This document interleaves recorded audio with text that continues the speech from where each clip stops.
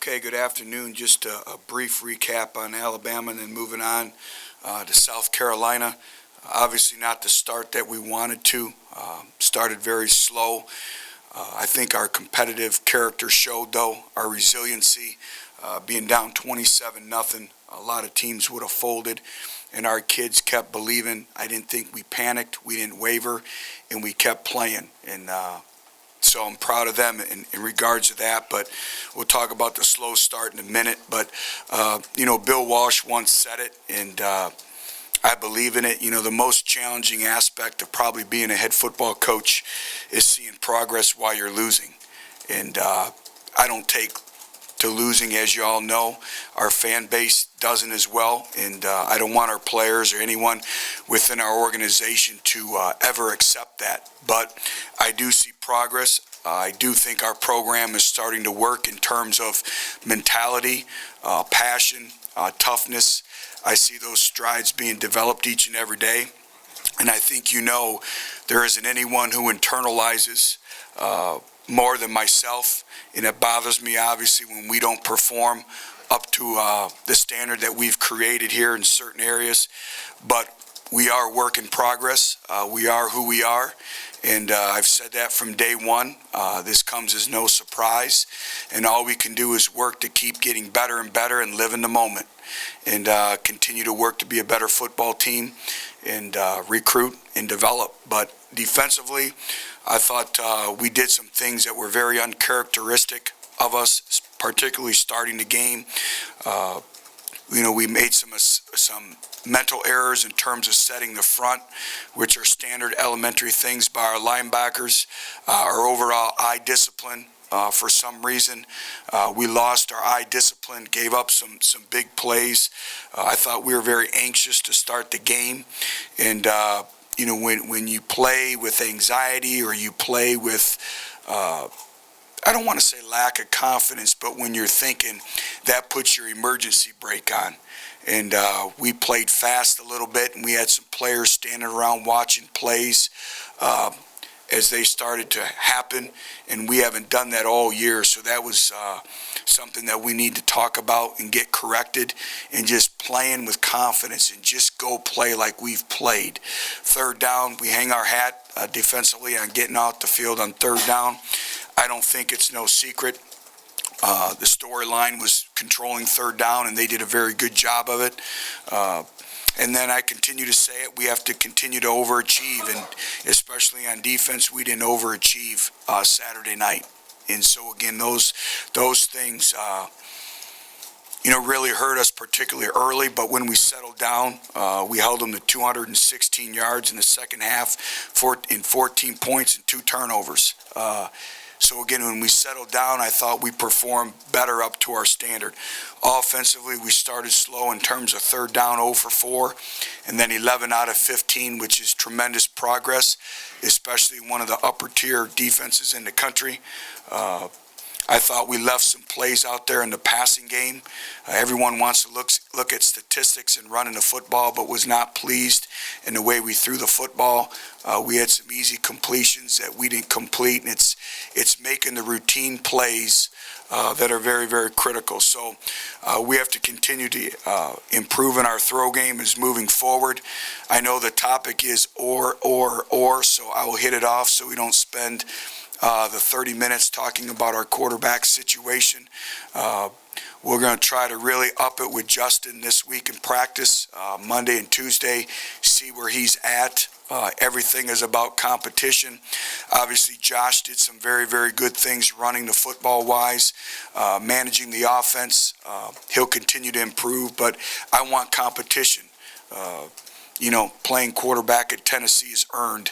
And so, again, those 3 individuals with Nate, with Justin, if he's able to go, and Joshua, we'll name a starter when we need to, but we're in no rush. Depth charts are a thing of the past. They've gone out about 10 years ago. So the only reason why I even put together a depth chart is because Jimmy's on me about every 5 minutes. It's Jimmy Stanton.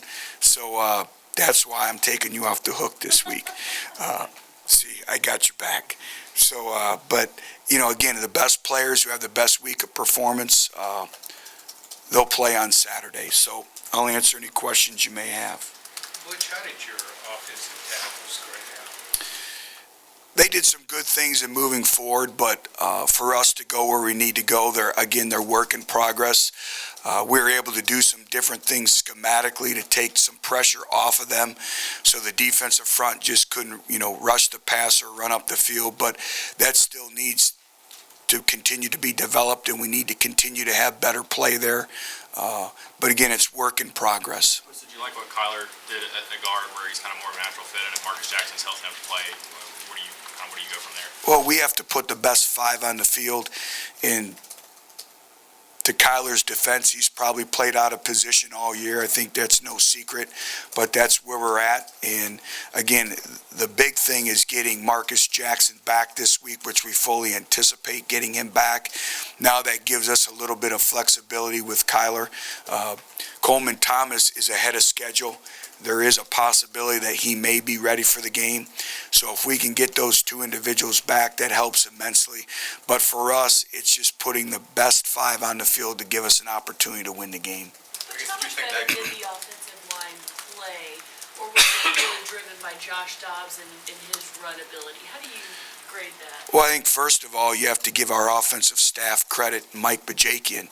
And they put together a very, very good game plan, and a very challenging game plan, because they had three different game plans for three different quarterbacks and playing to the skill sets of each quarterback. Obviously, some of the things we did with Josh alleviated some of the stress and pressure of the offensive line just because of the dual threat, some different gap schemes, things that way. But those are always been in our offense. So I think it's a combination of the scheme, being able to run the quarterback a little bit, and Nate can do the same thing when he's in the game. So I think it's a combination of a lot of little things. You said, if Coleman and Marcus can both go, what is your combination of the offensive line? I think you know the answer. Whoever is the best five, who has the best week of preparation and practice, and then the overall health. Even though Coleman Thomas is back, we're going to be playing a very strong and physical defensive front in South Carolina. So again, is he 75% back? Is he 100% back? So a lot of that is all relative to where they're at health-wise. Same way with Marcus. So when we go out to practice today, we'll know a little bit more. But it does help that we've had some more individuals gain some live game opportunities in moving forward. But again, know where we need to be, and obviously complete work in progress. But the line you have on the depth chart, that's the same as with the quarterback situation, doesn't necessarily any mind to it, I take it? No. It's just names on a list, and the best five will play. Gives you something to talk about, though. Yeah, he did obviously very sore, which you would expect that to be, but no worse for the wear. Did an admirable job.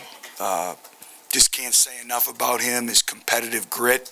He did some very good things. He played tough, he played physical, but the knee held up very well. And that was a very challenging defensive front too, very strong, very physical. You said you're going to try to amp it up a little bit with Justin this week. What are you going to be looking for from Worley? What's kind of... Velocity. Velocity in his passes. Is he able to execute all the throws that we ask them to? And we'll see, and we'll make a decision in moving forward. And if he's back, that doesn't assure him that he's going to start as well. It's what individuals give us the best opportunity to win. And we'll know a little bit more on how he progresses, and then we have the bye week coming up after this game as well. You put up the highest most yards Alabama's given up this season. How do you balance what to get Justin back against what to get Josh for first team reps? Josh will continue to get first team reps, but I also have to guard against crowning individuals. And I know everyone's excited and they're looking for positive things, and there's a lot of positive things, but that's one game. When you watch the videotape, Josh would be the first to tell you there's a number of plays we left out there, a number of opportunities we left out there. So now how can he transition from game one to game two of him playing? And the fundamentals, the fine details, the command presence which we expect. So again, he's going to continue to need to continue to develop and show growth. He's not by any means a finished product, but I did like some of the things that he's done, and I thought Nate Peterman had a very good week of preparation too. And then we'll see where the situation with Justin takes us and leads us. Coach, is it fair to say that Dobbs maybe plays better than he practices? You don't like to say that as a coach, but he performed. He did some very good things in the game, and that's not to say he hasn't performed at times well in practice. What we're looking for Josh is just a very high level of consistency in performance. Make the routine throws. When we got the slant down there, that's got to be a touchdown. We can't kick a field goal. That's all part of the maturation of a quarterback, playing winning football. But he did some very good things. He defeated tight coverage at times. I thought he was poised. He's going in there playing the University of Alabama, top 4 football team in the country. And I thought he gained some confidence from last year's opportunities. But again, he needs to continue to take the next step now in practice this week. Do we have any players that actually play better than they practice? Is that rare? It's rare. I don't believe in that. I don't believe in gamers. I call those floaters that kind of float along because eventually it catches up to you. I just had this talk with a prospective student athlete. By far the best practice player I have ever been a part of is Antonio Brown. And there's a reason why. If he continues to do what he's doing, he'll be in the Pro Football Hall of Fame. And right down to where he taped a ladder on the second story of his apartment where he had rooms, and he taped a ladder so every time he'd go upstairs to go to bed, get up and go to the bathroom, he'd have to do ladder drills no matter what time of night it was. And those are things that we preach to our players all the time about that inner drive. J.J. Watt's another individual. So great players are motivated internally, and they do everything they can to make themselves great players. Coach, you mentioned earlier, and Kurt mentioned after the game, that they've lost their identity on third down on defense. How do you plan on addressing that going into the South Carolina game? The team that just scored 35 points on Auburn's defense. It's going to be a great challenge. They have a very, very good quarterback, very, very good wideouts, one of the best offensive lines in the SEC, and a very, very dynamic running back. Big, physical, can get the tough yards, but also has the breakaway capabilities to score anywhere on the field. But it starts with them first, and when I talked about making progress, Kurt was the individual who gathered up our defense after the game. After I got done speaking with them and talked about the standard and the expectation and getting off the field defensively on third down. So we'll go back, we'll look at the video, we'll get our corrections made. And again, I didn't think we disrupted the quarterback much. A lot of that, everyone wants to point towards the secondary, but there's a number of times where we let the quarterback outside the pocket, and everything is about when you rush the quarterback, it's points of pressure. It's rush lanes, rush points on the quarterback, and we allowed him to get outside the framework of our defense. We lost contain, and now when that happens, you're in scramble drill mode, and we can't allow that to happen. So we need our 3 techniques to win one-on-one matchups. You look at all the great defenses, they have 3 techniques that win one-on-ones with guards, and then we need some more edge presence to our defense. What's the status of Travar Salisbury? He'll be out this week. We'll continue to progress him and see where he'll be at, but right now he won't be available for South Carolina. What was different with Brett Kendrick between this start and the Arkansas State start? Was there a difference? I think first of all was just the overall anxiety level, not being as anxious, having those live game opportunities, though being in those situations, kind of knowing a little bit more what to expect. So I would say just the overall experience factor. How would you evaluate this play individually? He did some positive things to move forward and to build upon, but again, like I stated earlier, work in progress, has to continue to work on the fundamentals, the fine details, hat placement, just the small details, but some very positive things as we continue to move forward. Butch, what did the defense show you, or what was y'all's reasoning to go with the beast package in that short yardage game? just trying to find every opportunity to win a football game, and AJ runs with a physical presence. Try to get a critical couple yards there, and we weren't able to do. And that's the thing. You look at the inordinate amount of plays. It just came up short by inches. And it's a game of inches. It really is. And so fighting for every inch, fighting for every yard, we'll continue to discuss in our football program. But just looking for creative ways to win a football game. Butch, when you first talked to Josh Dobbs about redshirting this season, what was that conversation like? What did he say? And then when you talked to him last week about taking redshirt off, what was that conversation like? Everything with Josh Dobbs is how can I help the team win? He's selfless. He's unselfish. Everything is about the team, and he understands that. So, we've been up front like we do with every player, kind of tell them our thoughts, and then leave it at their final decision. And then obviously have great dialogue and conversations with their parents as well. But Josh is one of those individuals, he'll do anything and everything for the team. Whatever benefits the team, he wants to do. Did it focus on consistency when you were going into the season? Absolutely. That's Josh's biggest thing is consistency and performance each and every day. Make the routine throws, not the oh my God plays, but the routine plays. That's what we need. Why do shortstops in Major League Baseball make millions of dollars? Because they make the routine throw to first base over and over and over and over again. You look at the great quarterbacks. Why are they the great ones? It's because of the consistency, the ball placement, the accuracy, the velocity, the movement in the pocket, the ability to keep plays alive with your legs, but just an overall level of consistency. And Josh is still a very young football player. He's still learning as we go. He's still developing his mechanics. But I know this, the great thing with him is you only have to tell him once, and he gets it. You said you had 3 game plans for the 3 different quarterbacks. With the one with Josh, does that look more like what you and Coach Bajake like to have run in the past? Maybe a little bit more than usual, but we thought the game dictated that. And you'll see that, that offensive package continue to build upon as the more volume we can handle.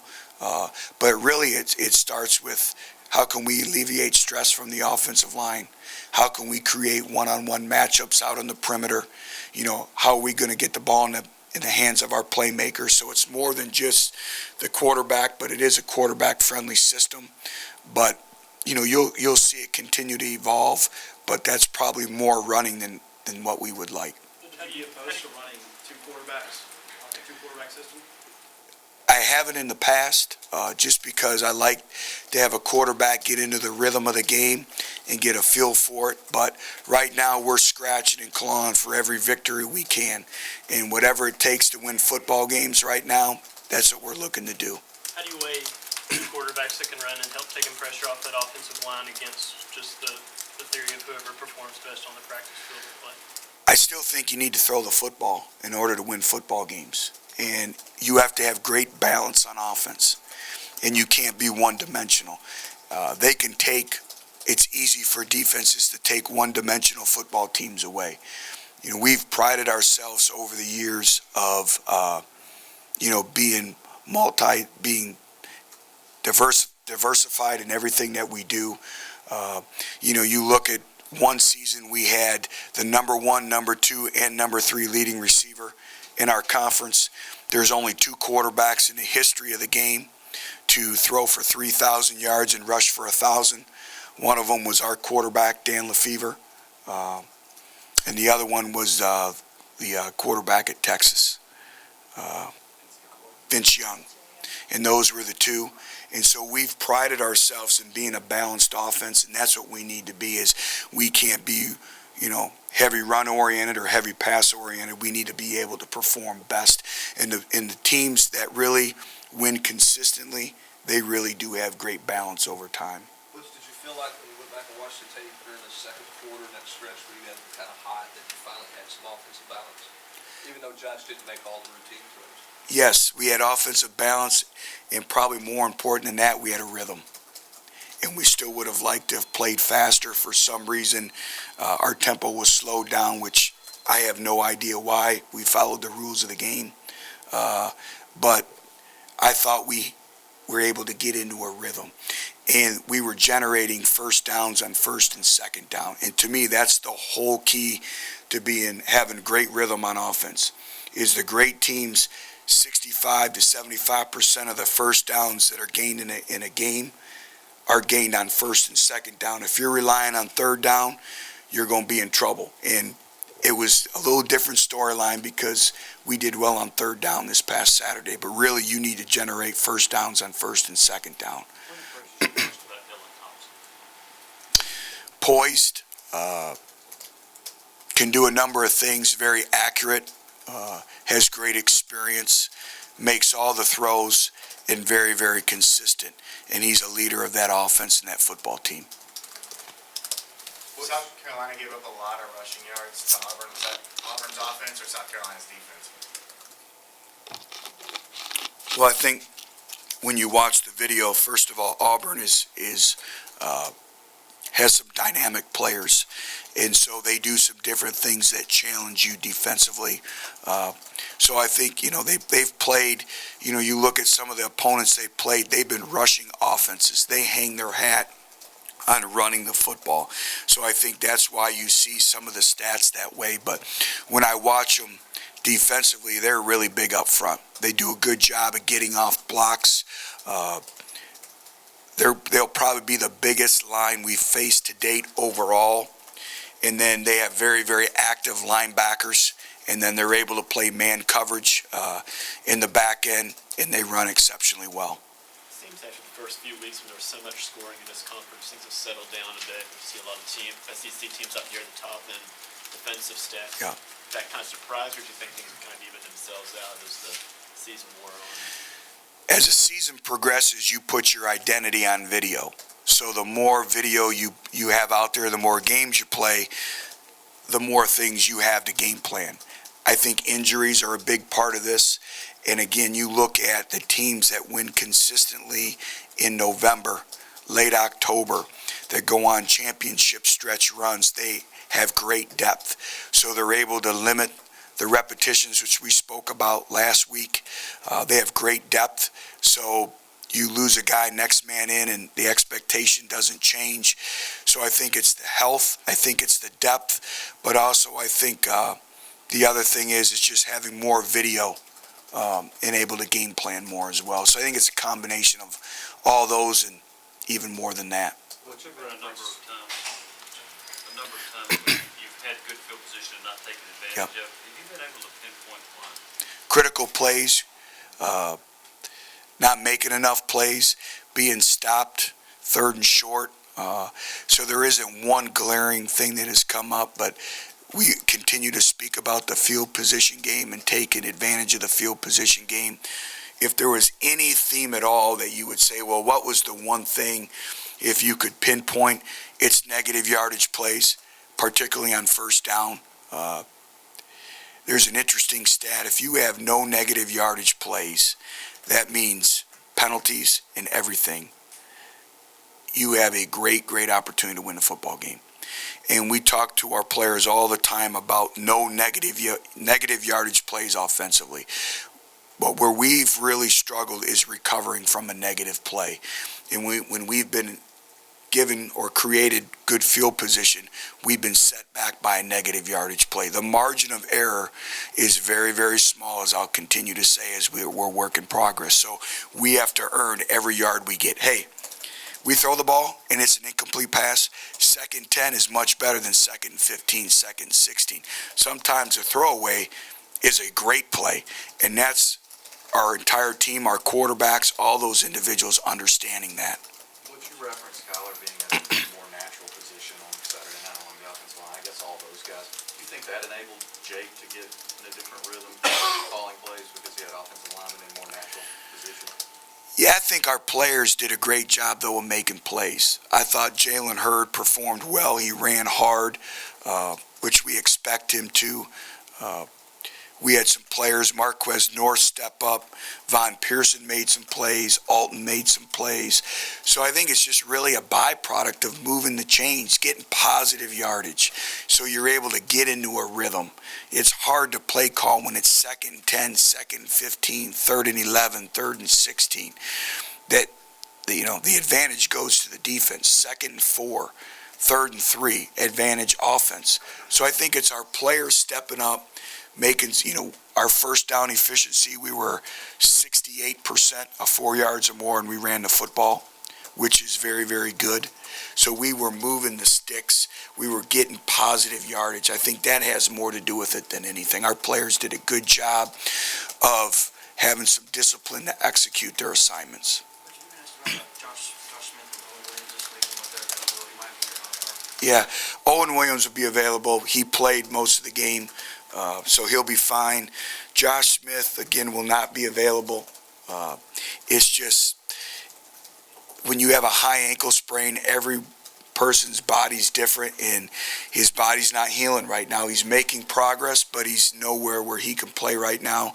So we'll have this week of South Carolina, we'll have the bye week, and then we'll, again, look at him, address his situation, and see, in moving forward, what our plans are for him. Is the medical redshirt a possibility for Josh? It could be if he's not 100% by the stretch run. I wouldn't ever want to take somebody's year away if he's not healthy, because we're going to need him for the future of our program. He means so much to our program. So it'll be, again, a daily process of where he's at health-wise, but that isn't out of the question right now. That's an option that we have. By the stretch run, you're defining Kentucky game, the first game after that bye week. Correct. Anything else, guys?